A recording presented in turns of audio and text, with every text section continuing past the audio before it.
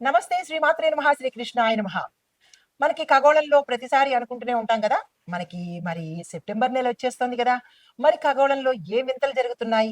ఏ గ్రహాలు మనల్ని అనుగ్రహించడానికి వస్తున్నాయి అనేది తెలుసుకోవాలంటే గనక సెప్టెంబర్‌లో మంచి మంచి రాజయోగాలతో పాటు పవర్‌ఫుల్ గ్రహాలు మనకి సంయోగం చెందుతున్నాయన్నమాట.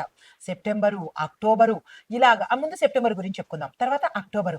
అక్టోబర్‌లో కూడా మనకి విశేషమైన గ్రహాలు, పవర్‌ఫుల్ గ్రహాలు సంయోగం చెందడం వల్ల ఇన్నాళ్ళు పడ్డ కష్టాలు కానీ, బాధలు కానీ, ఆర్థిక పరంగా కానీ, ఇంకా ఏ పరంగా కానీ ప్రజలు కష్టపడి ఉంటే కనుక, కష్టపడుతూ ఉంటే కనుక, ఈ యొక్క గ్రహాల సంయోగంలో మనం ఎప్పుడు యోగాల గురించే కదా మాట్లాడుకునేది. ఈ యోగాలలో మంచి 6 రాశుల వాళ్ళకి విశేషంగా కలిసొచ్చేలాగా ధన విషయంలోనూ, ఉద్యోగ విషయంలోనూ, తర్వాత అదృష్ట విషయంలోనూ మంచి ఫలితాలు ఇవ్వబోతున్నారు. అయితే ఈ ఫలితాలు ఇవ్వడానికి మళ్ళా మీకు ఇంకొక సందేహం రావచ్చు. మరి ఆస్ట్రాలజీ పరంగా మాకు ప్రతిరోజు దిన ఫలితాలలోనూ, మాస ఫలితాలలోనూ ఇవి కనిపించవు కదండీ! అనే సందేహం మీకు వచ్చి ఉంటుంది. అయితే ఫలితాలు అనేవి మనకి అదృష్టము అంటే ఏంటి? కంటికి కనిపించంది. కానీ మన కంటికి ఎప్పుడూ కనిపించేది దురదృష్టమే కనిపిస్తుంది తప్ప, ఎప్పుడో కనిపించే అంటే కనిపించకుండా కనిపించే అదృష్టాన్ని ఏ మనిషి గుర్తుపెట్టుకోడు. ఇది వాస్తవం. కానీ మనకి అదృష్టాలు కలిసొస్తాయి. అలాంటి కలిసొచ్చినప్పుడు ఏముంది అనేస్తారు. కానీ దురదృష్టమే మనకి కలిసొచ్చిందనుకోండి, అంటే మనకి కనిపించిందనుకోండి, దాన్నే పట్టుకొని లాగి, లాగి, లాగి బాధపడుతూ, బాధపడుతూ ఉంటాము. ఇది మనిషి సహజ గుణం. అయితే ఇప్పుడు మనకి ఈ సెప్టెంబర్‌లో అనగా ఆగస్టు 31 నుంచి సెప్టెంబర్ 15 వరకు 6 రాసుల వాళ్ళకి బుధుడు, కేతు వీళ్ళిద్దరూ కలిసి యతి జరుగుతూ అంటే ఈ యొక్క సంయోగంలో యతి జరుగుతూ మనకి విశేషమైన ఆకస్మిక ధనలాభాలు. ఇంకో విషయం తెలుసా? మనకి ఆకస్మిక ధనలాభాలు వస్తే ఎవ్వరికీ చెప్పరు. అదే గనక నష్టం జరిగిందన్నా, లేదంటే ఏదైనా మోసపోయామన్నా, లేదంటే డబ్బు గాని ఏది నష్టపోయినా దాని గురించి పదే పదే అందరికీ చెప్తారు తప్ప, నాకింత మంచి జరిగింది అని చెప్పరు. కానీ వాళ్ళు తెలుసుకుంటే చాలు ఎవరికీ చెప్పక్కర్లేదు. అయితే ఈ అంశంలో మనకి ఈ బుధ, కేతు, యతి సమయంలో 6 రాసుల వాళ్ళకి అన్‌ఎక్స్‌పెక్టెడ్‌గా అన్ని రంగాల్లో ఉన్న వాళ్ళకి ధనలాభము, విద్యా లాభము, వ్యాపార లాభము, తర్వాత గృహ లాభము ఇలా ఒకటి కాదు అన్ని రకాల లాభాలను తెచ్చిపెడుతున్నారు. అది ఎంతవరకు? సెప్టెంబర్ 15 వరకు. అయితే ఈ లాభాలు మరి ఆహ్, ఎంతకాలం ఉంటుంది అని అనుకుంటే గనక మనకి ఆగస్టు 31 అంటే ఈ రోజు నుంచి 15వ తారీఖు వరకు ఈ యొక్క లాభాలు, అదృష్టాలు జరిగే అవకాశం ఉంది. బుధ, కేతు సంయోగం వల్ల. అయితే మరి ఏ రాశులకు ఎక్కువగా లాభాలుంటాయి? మరి ఏ రాశులకు కొంచెం మిశ్రమంగా ఉంటుంది అంటే గనక, ముందు ఎక్స్‌ట్రార్డినరీగా ఉండేది, ఆకస్మిక లాభాలు వచ్చేది మిథున, సింహ, కన్య, కుభ కుంభ. ఈ 4 రాశుల వాళ్ళకి విశేషమైన చా లక్షణాలతో పాటు విశేషమైన లాభాలను కూడా తెచ్చిపెడుతున్నారు. అయితే కొద్దిగా సామాన్యకరమైనటువంటి అంటే మరీ ఎక్కువ అంటే A1 అయితే ఇది A అన్నమాట. అందులో జెమిని, లియో, విర్గో, సాజిటేరియస్ అంటే ధనస్సు ఈ రాశులకు జీవన శైలిలో అంటే వాళ్ళ యొక్క లైఫ్ స్టైల్‌లో మార్పులు జరుగుతున్నాయన్నమాట. అయితే మరి ఓవరాల్‌గా ఈ సంయోగం వల్ల మనకి కొద్దిగా ఇబ్బంది పడే రాశులేంటంటే గనక సింహ, వృశ్చిక. ఈ రాశులు కొద్ది శాతము ఇబ్బంది పడతారు. అయితే ఎక్కువగా ప్రయోజనాలు పొందే రాశులు అంటే వీటిని సాగ్రిగేట్ చేసి మీకు అర్థమయ్యే రీతిలో చెప్తున్నాను. ధనస్సు, వృశ్చిక రాశులకు ధన లాభాలు వాళ్ళ యొక్క స్థానంలో ఉద్యోగస్తులకైతే ఉద్యోగ లాభాలు, ప్రయోజనాలు, రాజకీయ నాయకులకైతే పదవులు, ధన లాభాలు ఇవి జరుగుతాయి. అయితే మరి ఈ 2 కలయికల వల్ల దీంతో పాటు 30వ తారీఖు ఆల్రెడీ అంటే ఆగస్టు 30న అంత క్రితమే సూర్యుడు కూడా ఈ సంయోగంలో ఉన్నాడు. అంటే సూర్య, బుధ, కేతు ఈ 3 గ్రహాలు యాడ్ అయినప్పుడు కర్కాటక, వృశ్చిక, ధనస్సు రాశులకు విశేషమైన ఎక్స్‌ట్రార్డినరీ ఫలితాలు ఇవ్వబోతున్నాడు. అయితే ఇప్పుడు ఈ 6 రాశులు ఏమిటయ్యా అంటే ఏ పరంగా ఇస్తున్నాడు? మీకు సందేహం రావచ్చు. మంచి శుభ ఫలితాలు, ఆకస్మిక ఫలితాలు అంటున్నారు. మరి ఏ రకంగా మాకు ఫలితాలొస్తాయి అంటే గనక, ముందుగా మిథున రాశి చాలా జాగ్రత్తగా వినండి. అందుకే నేను మీకు ఒక్కొక్కటి వివరంగా తెలియజేస్తున్నాను. మిథున రాశి వాళ్ళకి ధనపరము, చాతుర్యము అంటే వీళ్ళు ఏ రంగంలో ఉన్నా చాలా చక్కగా రాణించే అవకాశము, నాయకత్వ లక్షణాలు మిథున రాశిలో వాళ్ళకి ఇస్తున్నారు. ఏ రంగంలోనైనా తీసుకోండి. తర్వాత సింహరాశి వాళ్లకు ధనముతో పాటు ఆధ్యాత్మిక లాభాలు, దాంతో పాటు సంతోషకరమైన అంటే మీరు సాటిస్ఫై అయ్యేటటువంటి చేంజెస్ మీ లైఫ్‌లో కావచ్చు, మీ కెరియర్‌లో కావచ్చు జరిగే అవకాశాలు కనబడుతున్నాయి. తర్వాత కన్యా రాశి వాళ్ళకి చూసుకుంటే కనుక ఆర్థికంగా they are very strong enough. ఎంత స్ట్రాంగ్‌గా అవుతారంటే ఈ సమయంలో అంత స్ట్రాంగ్ అవుతారు.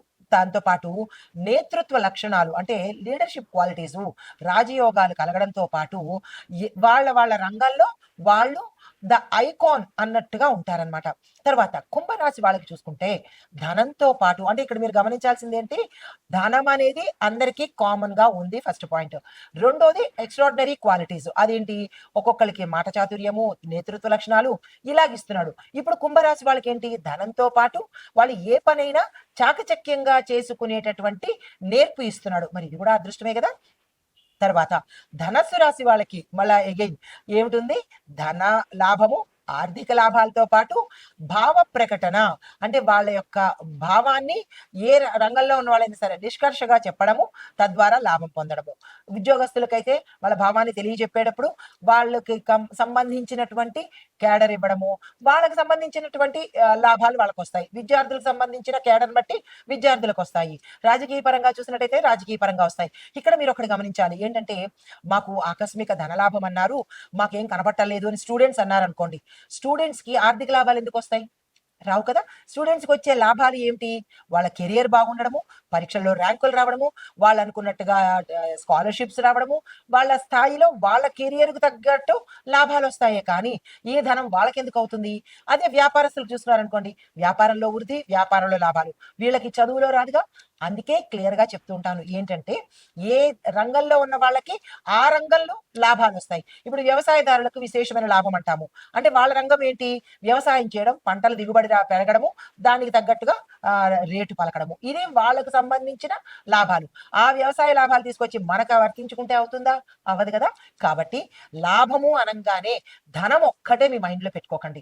ఏ రంగానికి తగ్గట్టుగా ఆ రంగము లాభాలు పొందుతారన్నమాట. తర్వాత వృశ్చిక రాశికి చూసుకుంటే మళ్ళా అగైన్ ధనలాభము, కొత్త కొత్త అవకాశాలు వచ్చే అవకాశం కనబడుతోంది.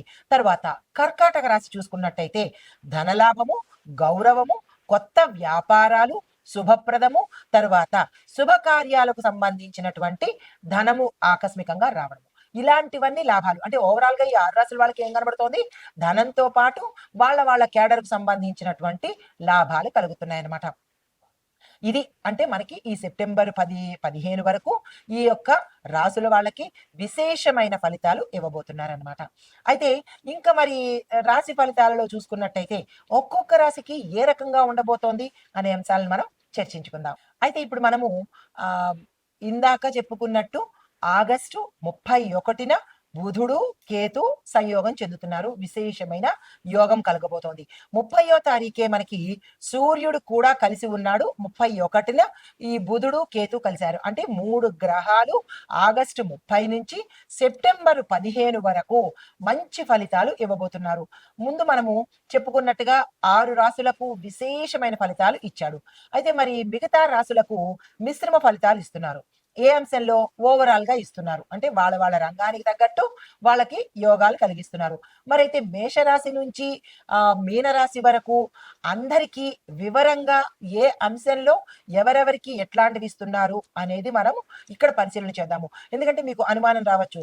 మరి మాకు లాభాలు అన్నారు. ఏ అంశంలో లాభాలు వస్తాయి? ఏ కేటగిరీలో లాభాలు వస్తాయి? ఎట్లాంటి ఫలితాలు వస్తాయి? ఎక్కడ మేము జాగ్రత్తగా ఉండాలి? ఎక్కడ మేము సంతోషంగా ఉండాలి అనేది రాశి ప్రకారంగా మేషం నుంచి మిగతా రాశులన్నిటికీ కూడా ప్రతీదీ వివరంగా తెలియపరుస్తాను. తదుపరి రాశి మకర రాశి. ఈ రాశి వారికి సూర్య, బుధ, కేతు యతి వల్ల ఈ యోగం వల్ల ఆర్థిక పరిస్థితులు సామాన్యంగానే ఉంటాయి. మీకేమి ఎక్స్ట్రాడినరీగా అదృష్టం కలిసి రాదు. ఎక్స్ట్రాడినరీగా ఏవి ఆకస్మిక ధన ప్రాప్తులు లేవు. అయితే ఉద్యోగ వ్యాపారాలలో మాత్రము ఆటంకాలు ఎదురయ్యే అవకాశం ఉంది. మకర రాశి వాళ్ళకి ఎలా ఉంటుందంటే పాపం అన్ని కష్టాలే ఉంటాయి. వీళ్ళకి ఏ ఆకస్మిక ధనలాభాలు ఉండవు. అప్రయత్నంగా ఏది కలిసి రాదు. ఏది చేసినా వీళ్ళకి ఆటంకాలు, అడ్డంకులు, ఇబ్బందులు, నష్టాలే కనబడుతూ ఉంటాయి. ఎప్పుడూ కూడా ఇంచుమించుగా ఈ మకర రాశి వాళ్ళకి ఇదే ఎక్కువగా ఉంటుంది. శని భగవానుడి తాలూకా ఆధిపత్యం ఉన్న రాశి కదా! అయితే నిరాశ చెందకండి. ప్రత్యామ్నాయం చూడొచ్చు. అయితే పెట్టుబడులు పెట్టేటప్పుడు జాగ్రత్తలు తీసుకునే ప్రయత్నం చేసుకోండి. నష్టపోయే అవకాశాలు ఉంటాయి. ఎందుకంటే ఈ మకర రాశి వాళ్ళు పాపం ఎప్పుడూ నష్టపోతూనే ఉంటారు. ఎప్పుడూ ఏదో రకంగా వాళ్ళకి నష్టం ఉంటూనే ఉంటుంది. కాబట్టి ఇంకా ఇంకా జాగ్రత్తగా ఉండాలి. నష్టాలు, కష్టాలు, ఆటంకాలు, అడ్డంకులు వీటన్నిటికీ కేర్ ఆఫ్ అడ్రస్ పాపం మకర రాశి వాళ్ళు.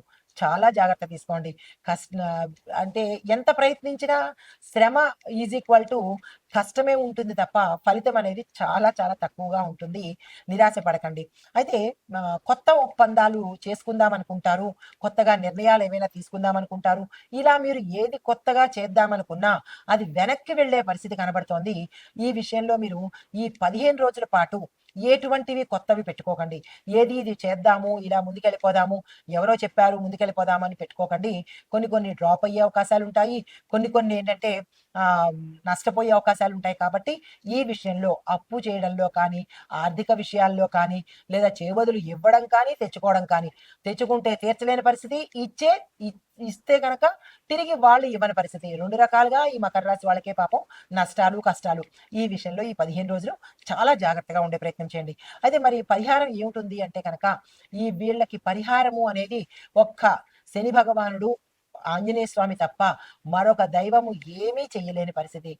కాబట్టి శని భగవానుడికి నువ్వుల నూనె దీపం వెలిగించడంతో పాటు ఆంజనేయ స్వామి వారి ఆలయ దర్శనం చేసుకున్నట్టయితే కొంత సానుకూలమైన ఫలితాలు పొందే అవకాశం కనబడుతోంది.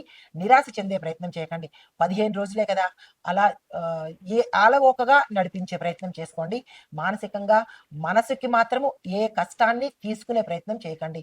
మకర రాశి వాళ్ళు చాలా జాగ్రత్తగాను భగవద్ ధ్యానంలో గడిపే ప్రయత్నం చేసుకోండి. అయితే సమగ్రంగా చూసినట్టయితే కనుక ఓవరాల్‌గా ఏ రాశుల వాళ్ళకి శుభంగా ఉంది, ఏ రాశుల వాళ్ళకి లాభంగా ఉంది, ఏ రాశుల వాళ్ళకి శాంతులు చేయించుకుంటే స్థిరత్వం వస్తుంది అనేది చాలా క్లియర్‌గా చెప్తాను. సావధానంగా వినండి. ఎక్కడా స్కిప్ చేసుకోకండి. నష్టమవుతుంది కదా!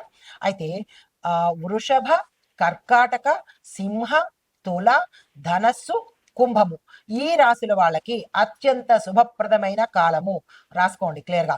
తర్వాత ఆర్థిక లాభాలు, విశేషమైన ఆర్థిక లాభాలు. ఏ అంశంలో ఉన్న వాళ్ళకైనా సరే ఆర్థిక లాభాలు వచ్చేటట్టుగా గోచరిస్తోంది. ఈ 15 రోజులు మీకు గోల్డెన్ పీరియడు. ఎలా చెప్పొచ్చంటే ఇంకా గోల్డ్ కన్నా పెద్దది ఏది ఉంటుందో అదే అన్నమాట. అంత మంచి బంగారుమయమైన రోజులు ఈ 15 రోజులు. వృధా చేసుకోకండి ఏ రంగంలో ఉన్న వాళ్ళైనా సరే.